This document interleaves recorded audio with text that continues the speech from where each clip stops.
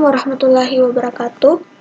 Perkenalkan, nama saya Siti Nursaliha dengan NIM 2002045020009. Di sini saya akan menjelaskan komponen-komponen dalam video ini serta cara kerja sistem refrigerasi, di mana tugas ini merupakan tugas dari mata kuliah sistem refrigerasi. Baik, langsung saja. Yang pertama ada low pressure dan high pressure.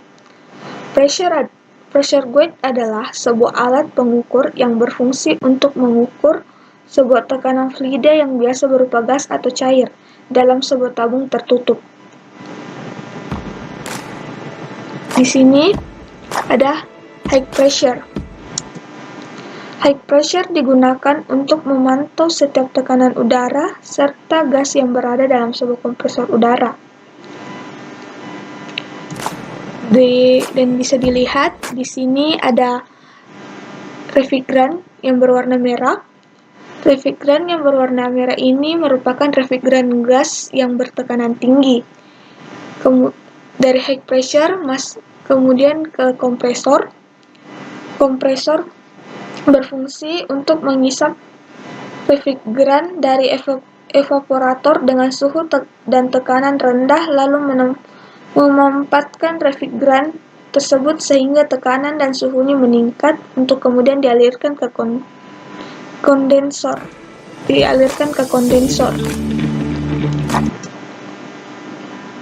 Kemudian dari kondensor, refrigeran mengalir ke ini adalah oil separator. Ini merupakan oil separator, yang dimana oil separator menuju ke oil separator. Oil separator ini untuk memisahkan minyak pelumas yang ikut dan memanfaatkan oleh kompresor dengan uap refrigeran. Kemudian dari oil separator menuju ke kondensor, di mana kondensor adalah ini kondensernya. Kondensor adalah pada sistem refrigerasi berfungsi sebagai alat yang membuat kondensasi refrigeran gas yang berasal dari kompresor bertekanan serta bersuhu tinggi. Refrigeran yang ada di dalam kondensor mampu memberi hasil kalor yang nantinya akan diserap via evaporator dan juga panas dari kompresor. Dalam sistem refrigerasi ada dua cara kerja kondensor terbagi dua, yakni konveksi alamiah dan konveksi paksa. Di dalam konveksi alamiah, laju aliran udara akan melewati kondensor sangat rendah. Alasannya karena sistem ini cuma mengandalkan kecepatan angin.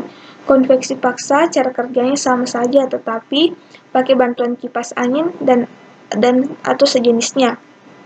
Kemudian dari kondensor bisa dilihat di sini refrigerannya dari refrigeran berwarna merah berubah menjadi refrigeran berwarna kuning. Ini refrigeran berwarna kuning yaitu refrigeran cair yang bertekanan tinggi. Setelah refrigeran dari kondensor kemudian menuju ke reserve tank atau tangki penampung. Ini menuju ke sini ke penampung yang berfungsi. Sebelum refrigeran disirkulasikan ke evaporator melalui katup ekspansi, refrigeran ditampung terlebih dahulu di sini. Refrigeran yang tertampung sudah berbentuk cairan, sehingga dalam keadaan tidak beroperasi, jumlah refrigeran dalam sistem dapat diketahui melalui gelas penduga atau shot glass yang diberi skala.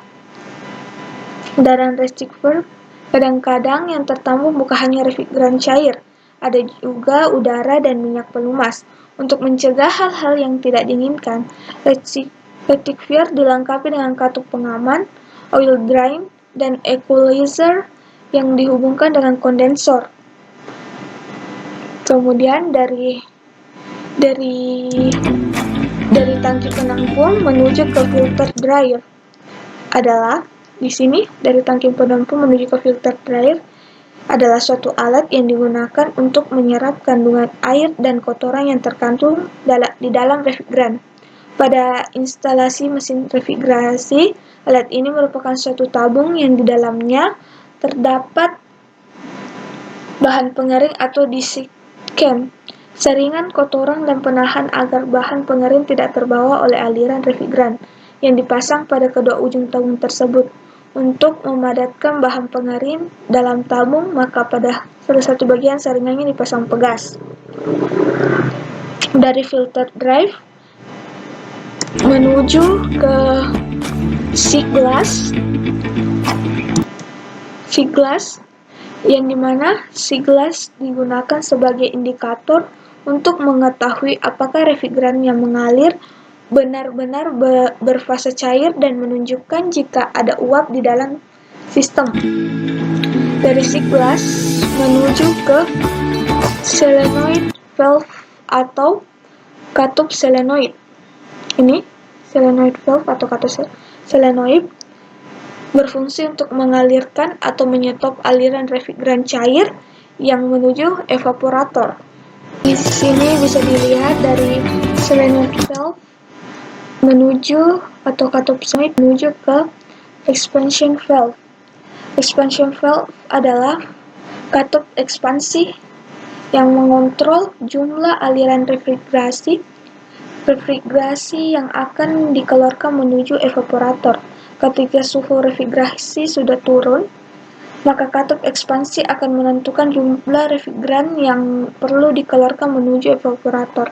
Di sini bisa dilihat dari expansion valve atau katup ekspansi menuju ke evaporator, yang dimana refrigerannya berubah menjadi warna biru yang merupakan refrigeran gas yang bertekanan rendah.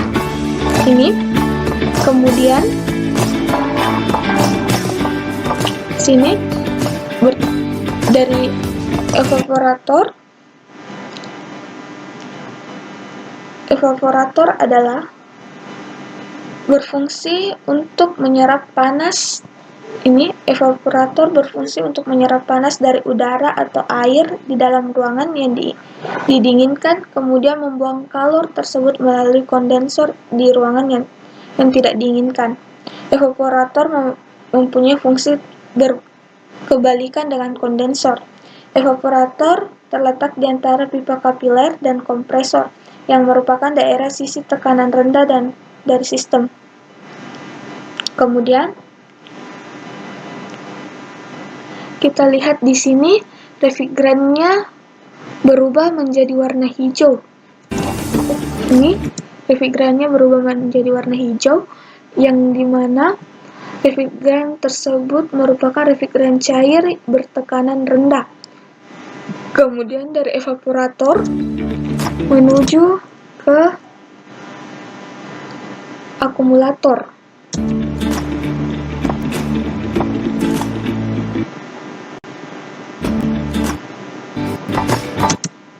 Dari evaporator menuju ke akumulator, kemudian akumulator berfungsi sebagai alat penampung sementara refrigeran cair yang bertemperatur rendah serta campuran minyak pelumas dari evaporator.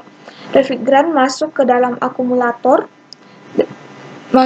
akumulator, kemudian cairan refrigeran turun ke bawah dan uap refrigeran naik ke atas terus ke kompresor. Kemudian bisa dilihat ini merupakan alat pengontrol suhu pada sistem refrigerasi atau alat pengontrol suhu sistem refrigeran. Bisa dilihat refrigeran pada uap cair menuju ke kompresor.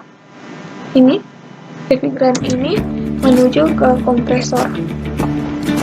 Mungkin cukup sekian yang dapat saya sampaikan. Lebih dan kurangnya mohon dimaafkan. Assalamualaikum warahmatullahi wabarakatuh.